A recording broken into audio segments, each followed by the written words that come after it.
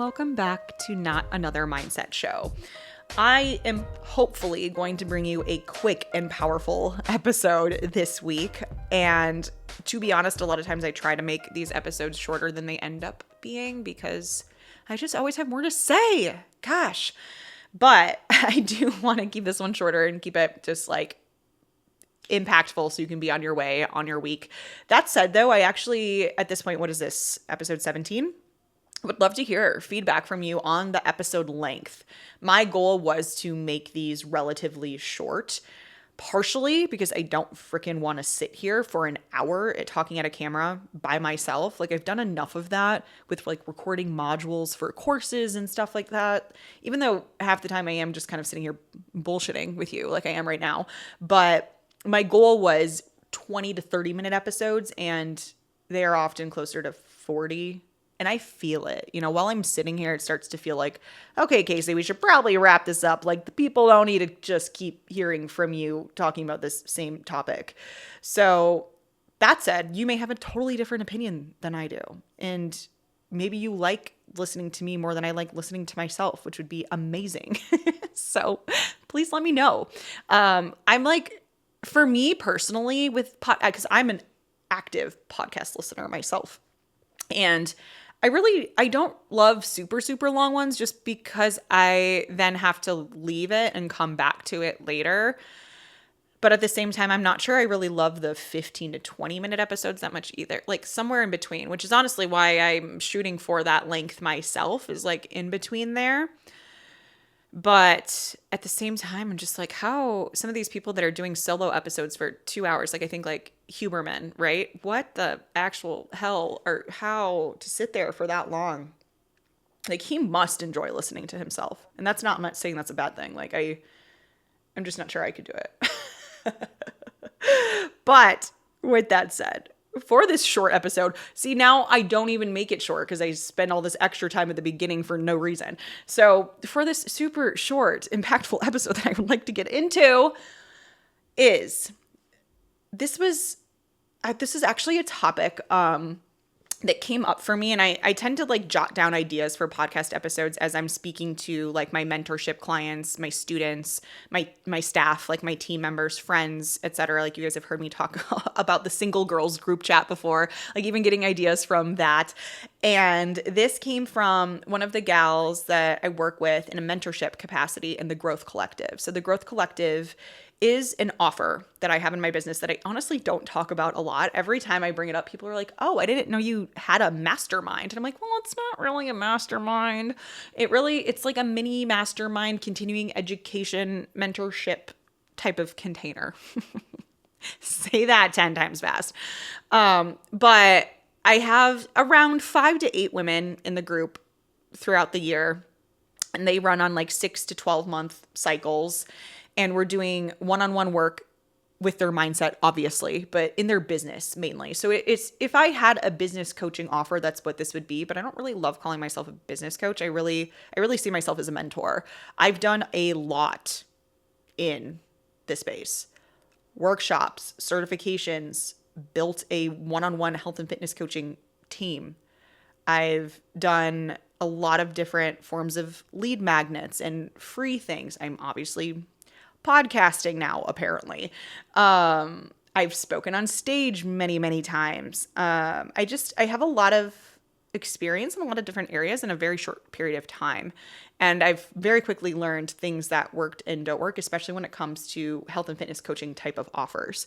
So I use that knowledge, understanding, and experience with my mentorship clients. So we work through business stuff, we work through client stuff, with ultimately the goal of growing their business, but feeling really good and feeling really aligned when they do it.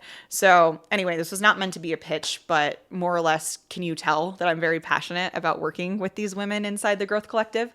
And we were talking about how challenging things have felt for her lately. And there's just so many, what feels like lots of like plates spinning in the air. She has a lot of different things to focus on. She's like revamping parts of her website, like taking back some of the copywriting that she had given outsourced before, but she feel like wasn't doing as well.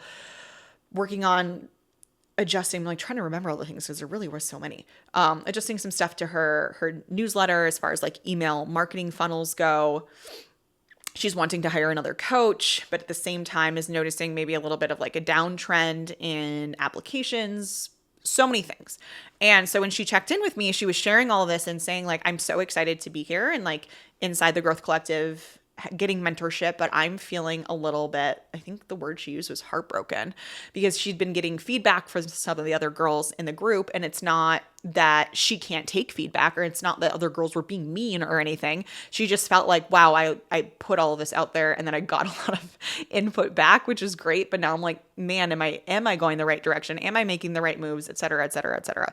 And we had to have a conversation around this, obviously, about like getting that feedback and understanding that when you go out there and you ask for feedback from people, they're going to tell you, and it's the feedback that she was getting now was not like, oh, this is so bad, like this needs to be redone. But like you're going to a lot of other coaches who are in the exact same space as you and asking them to review like your website copy. They're going to come back and say like, oh, think about it this way, or maybe think about it this other way, or what would it look like if you were to do it this way? And that can feel really overwhelming when you're getting that from multiple people. So we had to have a little bit of a conversation around what she was expecting when she goes out to seek feedback, right? And the conversation that we had around that was like, yeah, you're totally right. It was just a lot of input.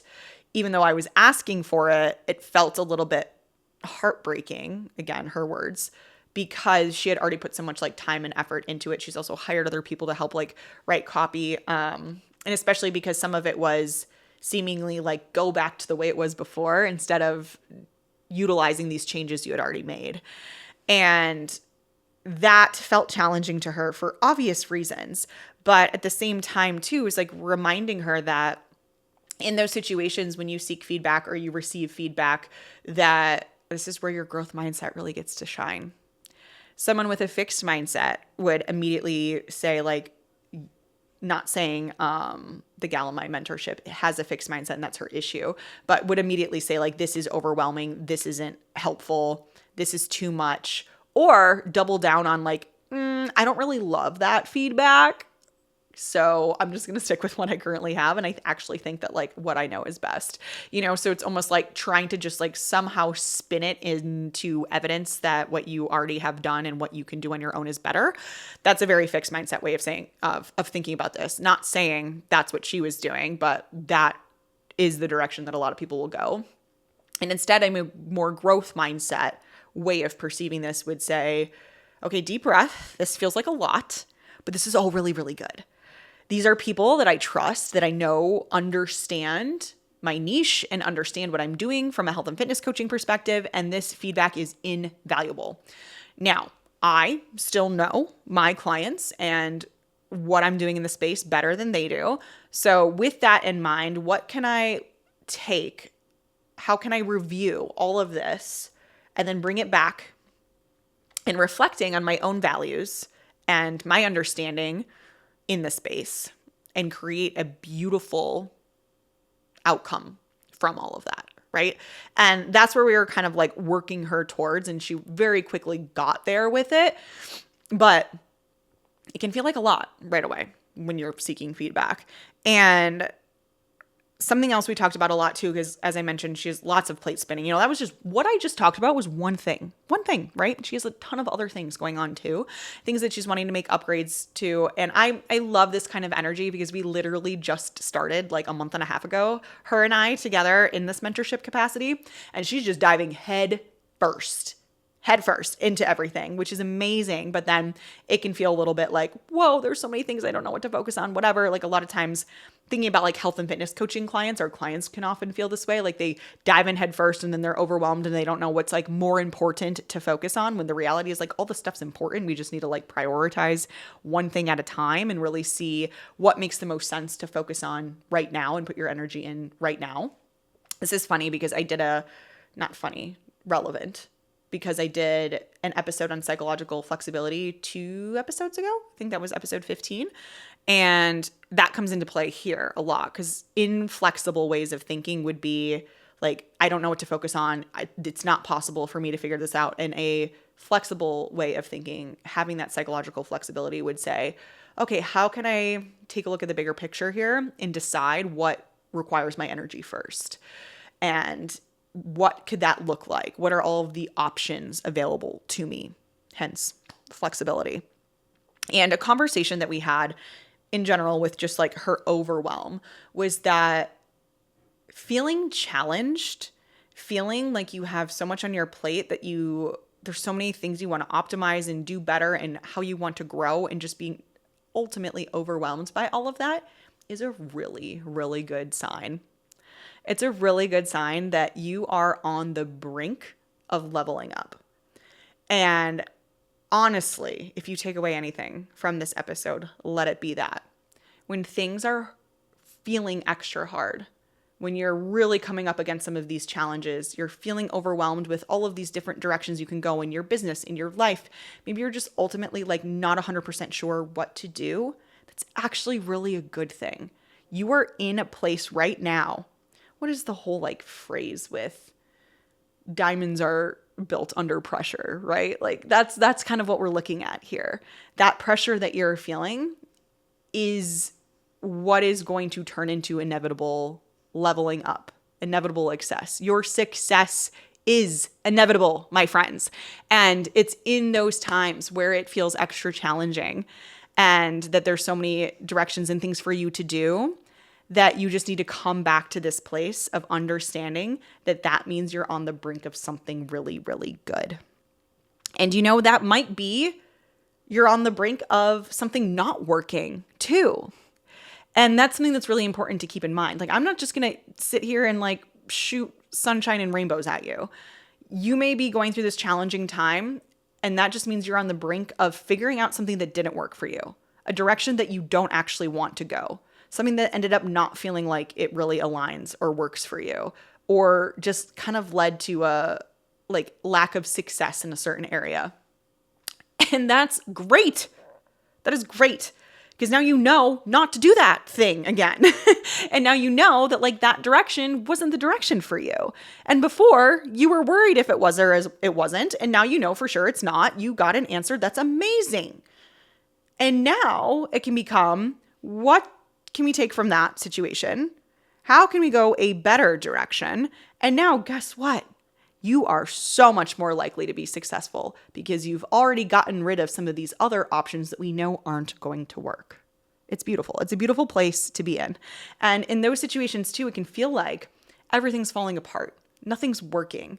You're trying all this stuff. You're putting so much effort in and it's still not getting you to where you want to be. Feels like failure. Feels not good. But what if, humor me for a second, what if when everything is falling apart, that actually means it's all coming together? And I know that is so fucking cliche. And even as it was coming out of my mouth, I was like, really, Kasey, we're going to go there? But we did, because it's true. It's true. And I cannot tell you the number of instances in my short 31 years of time on this planet where that has rang so true. That it feels like you've put so much time and effort into something and it didn't work out. And it feels like, where am I supposed to go from here? And soon after that, you figure out exactly why that was the case. And that actually that needed to happen in order for what's coming together to come together. And I've seen this both in business related things where I've tried certain offers or tried to partner up with different people and it ended up not working out or going the direction I wanted it to. But in doing so, that opened up time and space and energy for other things. And those other things ended up being the thing that actually like brought me to that next level. I've seen it in relationships. Oh my God, have I seen it in relationships? Oh, so much what felt like sunk cost fallacy. I've spent so much time and effort with this person. We've gone through so much together. It's been so long. We built a house together. We have a dog together. Blah, blah, blah. How this is not the way it was supposed to be. This was supposed to be my person. it's all falling apart, right? And how that, now looking back, I can say, wow, that like really put me in a position to, I moved to a new city. I'm near people that I'm really, really close with. And I've been able to develop more of those relationships and friendships in my life. I've had some of like the best business success since then. There's just like a lot of other things that sort of fall into place after those things seemingly fall apart. And what's really cool about this is once you really start to believe this, because you're listening to me right now going, yeah, Kasey, I get it. I've heard this before, and I'm sure like a variety of different ways. But once you really get it, and I'm really getting to a place of really getting it after proving it to myself so many times, you can get excited about when things fall apart. And that sounds extreme, but it's the truth.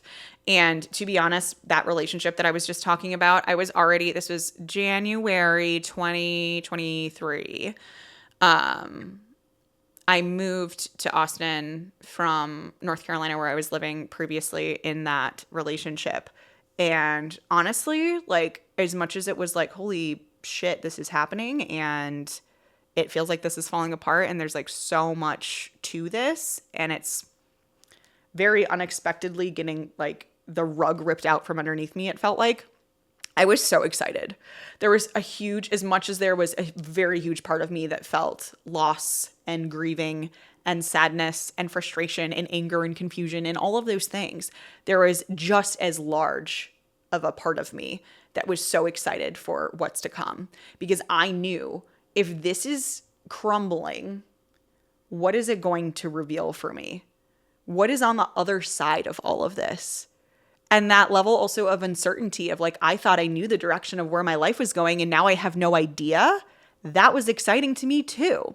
And looking back now, it's fun because I recognize psychological flexibility, again, referencing episode 15, that in those times of uncertainty and not knowing and not being able to predict what's going to happen, my psychological flexibility turned on and was excited for that and was leaning into that and leaning into the challenge. And this is so much like a growth mindset way of seeing things. I am so proud of how I moved through that season. And it just saves you so much negative time and energy in that space of worrying what's to come, wishing it didn't happen, thinking back of like what could have been done differently so that it didn't end up in this place, or like, what is this going to mean for me? And like all of that stuff, like, because I didn't do a whole lot of that during that time, I got to enter into this new beautiful era feeling really good and feeling really excited. And it would be disappointing to look back and be like, God, why did I spend so much time agonizing over that situation when look how good things turned out? And so now I know I'm immediately not going to spend time agonizing in that situation because I know things are going to turn out well. And this is where, lines can get kind of blurry with like the manifestation, law of attraction type of space, and also having a growth mindset, being psychologically flexible, and sort of these more like scientific concepts. Because there is a little bit of like just the energy that you put out there and how you are perceiving things, which ultimately is both those scientific concepts and the woo-woo concepts coming together. So, okay, I honestly didn't anticipate going in that direction, but I think a big part of this too is also just thinking about who is the person that you really want to be. And I have this conversation with clients, with students, with mentorship, clients, with friends all of the time. And it's always, we're seeking to like level ourselves up in some way and be the best version of ourselves. And when we say, well, who is that person? What are they doing? What decisions are they making in this situation? What does that look like for them? And a big part of that usually is that those people, that like that identity, the person that you want to be, right, is someone who perseveres, that keeps trying no matter what, like even in the face of setbacks, knows how to continue forward, which number one is a growth mindset. But number two, that means that person that you want to be, that identity that you want to have, is someone who is going through hardship. They're facing setbacks. They're facing obstacles. Things are not always easy for them, for that identity that you are looking to have, that person that you're trying to be. So in order to adopt that identity, to be that person, you have to go through some hard shit. So to sit here and say, I want to be this type of person, means that you also have to be in this place of recognizing that things are going to get hard and you're going to face challenges and things are going to feel overwhelming. And when you're sitting in that space of hardship, challenge, setbacks, please know that you are doing the thing that you want to do. You are becoming that person. You are exemplifying that exact identity that you are wanting to become. By being in that hardship and seeing it from a different lens, seeing this as a welcome challenge, seeing it as there is something on the other side of this that is going to do me so much good. But you can't be in that place without the hardship in the first place. Do you see what I'm saying? Like we're wanting to be this type of person that takes no shit and climbs to the top and perseveres in all of these tough situations, but you're not going to be able to do that without the tough situations in the first place. So if you're in the tough situations right now, you're in the challenges, if things are feeling extra hard, just know that you are actually already being that type of person, so long as you are taking that situation and turning it into what you want to turn it into. And remember, you do have the power to do that. You do have the power to see things differently. So it's really not about getting rid of the hardship, getting rid of the tough stuff, making things easier. Like obviously we want to eventually get there, and you will, and things do get to be easier. You get to be successful and things get to be easier at the same time, by the way. But if you are wanting to be the person who takes challenges by the horns and tackles them and learns from them and grows from there, then you need to be willing to have the challenge in the first place. And instead of trying to get rid of the hardship, it's about changing your lens for how you see the hardship. Whew. Okay, that went a couple different directions that I didn't anticipate. So I hope that was helpful to listen to. I feel like that was my most like motivation heavy episode, but just know that this is based on these concepts of psychological flexibility and growth mindset. And what we actually know from the research that people who identify as these certain things are more successful, and also just like what I have seen be really helpful and work really well in conversation with my mentorship students, clients, etc. So yeah, man, I feel like I like also some waves of emotion over here for sure. Whew. Need to take some deep breaths, recenter ourselves. Maybe you need to do that too. Anyway, I really do appreciate you listening, you being here for all my different types of episodes at all the different lengths. And I will see you next time, my friends.